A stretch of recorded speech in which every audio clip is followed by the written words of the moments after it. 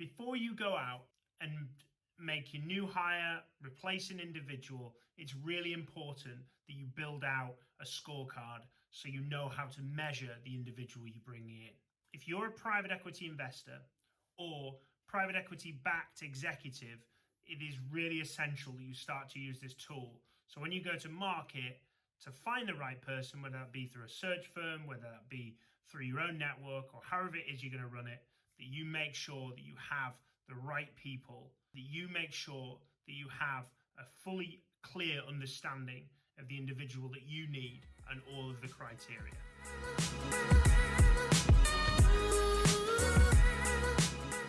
I believe that a key reason that over 60% of executive hires fail within their first 12 months on average across the industry is that people don't have a full, clear picture of what they need that executive to do, and therefore they look for experience. Great, this person's worked at a competitor, this person's in the right location, or they're happy to relocate, let's bring them on board.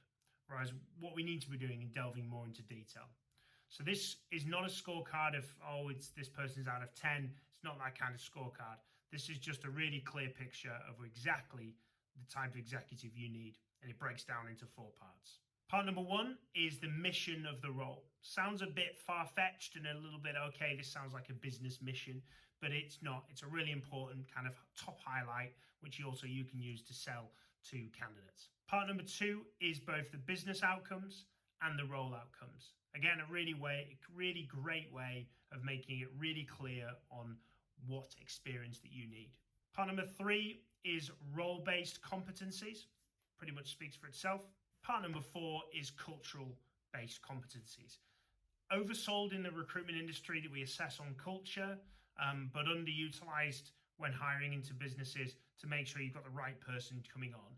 When I say underutilized, I mean basically we go on gut, and gut isn't good enough. We've got to be really clear on what the cultural competencies we either have in that business or what the cultural competencies we want to have in that business. So we've either got what we want or we haven't, and we need to hire somebody who has those cultural competencies. So I'm going to read out to you here the mission objectives of a chief executive officer hire.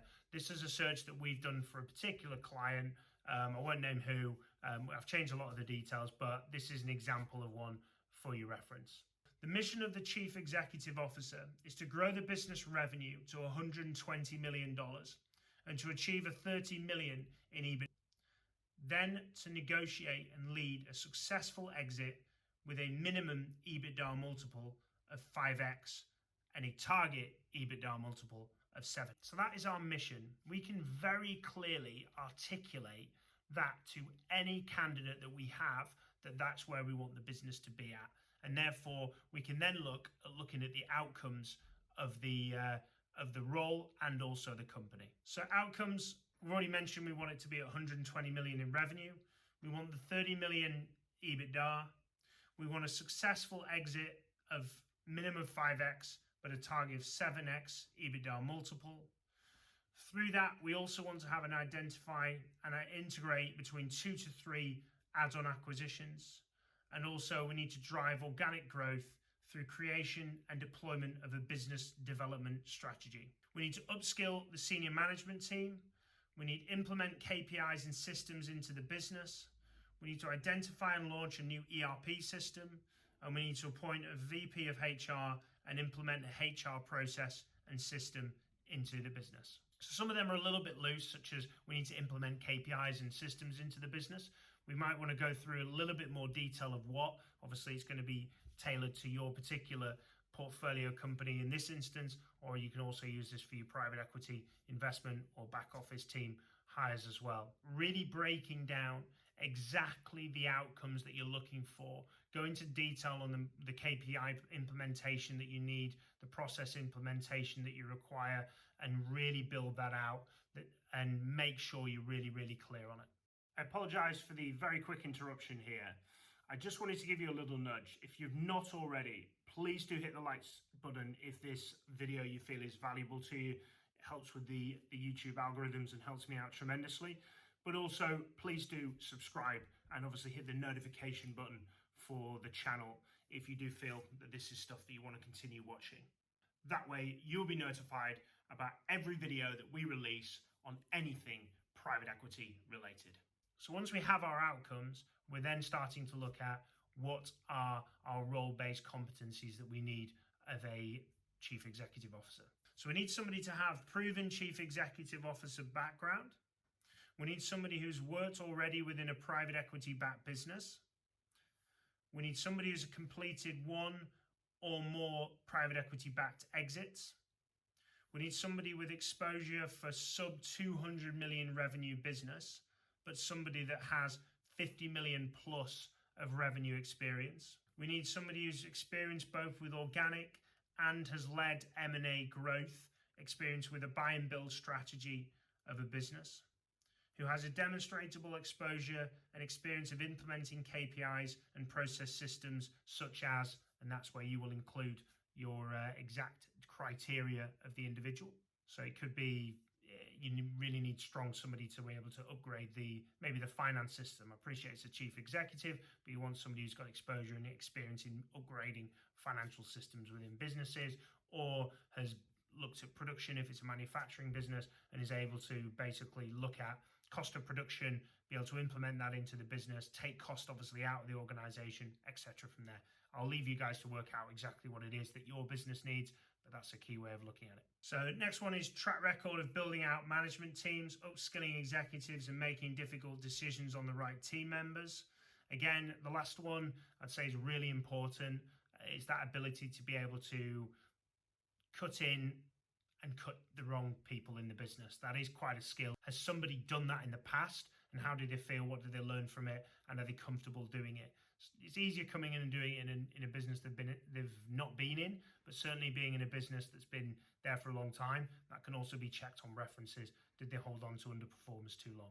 So again, strong commercial acumen with a track record of driving business development, and then experience turning a sleepy, which is a very American term, sleepy family-owned company to a fast-growing private equity-backed business. We've got the role competencies there. We can build on that. You can improve it. You can change it, obviously, but also you can add to that.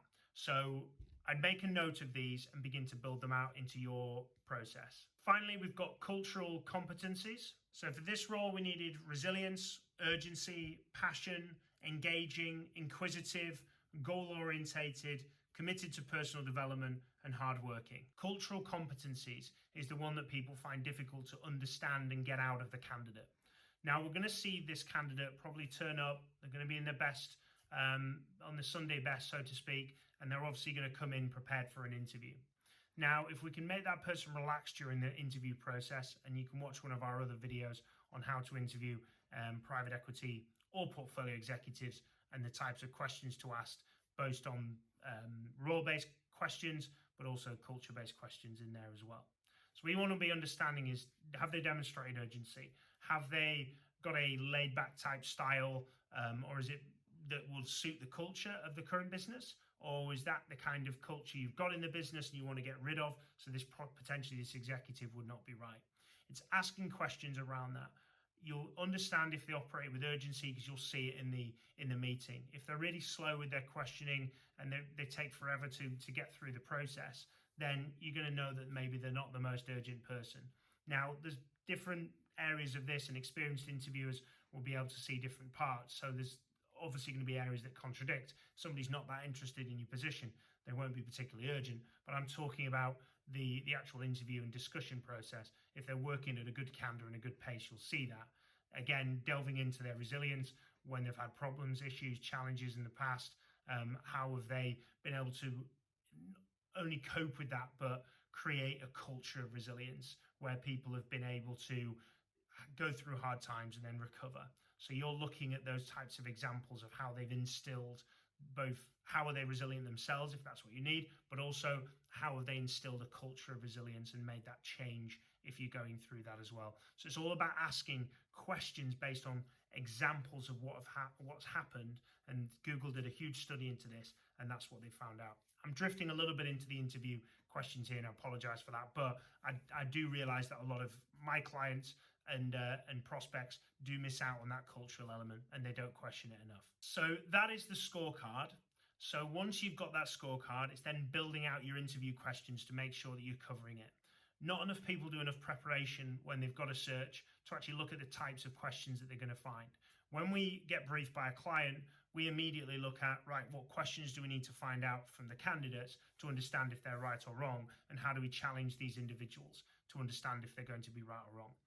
This is even before we've even found the right people and we've done the search process and we've gone out. First thing we do is understand the questioning, because we don't want to waste our time, our personal time, speaking to the wrong people, and then obviously our clients' time submitting the wrong people that they turn around and say that they're not right. So if you've got any questions on this, I'm more than happy to have a discussion with you about it. The preparation work prior to doing a search, it sounds really long, but once you've done one, you can just tweak them to change to a different position or a different requirement and even a different business. So I'd recommend you sharing this, if you can, with your other private equity investors, and of course sharing this with your portfolio executives, because if they're struggling, they're not bringing the right people in, you've had a bit of churn, a bit of change, or you're just wanting to maybe level up your interviewing process, then this is a really good way of upgrading that, both in your actual private equity firm and your portfolio companies as well. Of course, if I can help at all with this process or with your executive hiring, both in your private equity firm, for your PE investment professionals and your back office team, but of course your C-suite executives within your portfolio companies, providing it's private equity backed, because that's all we work in. Thank you very much for watching. I really do hope this helps. And of course, if you've got any questions, then my information's up on the screen now. Please reach out to me. But till then, keep smashing it. Thank you very much for your time.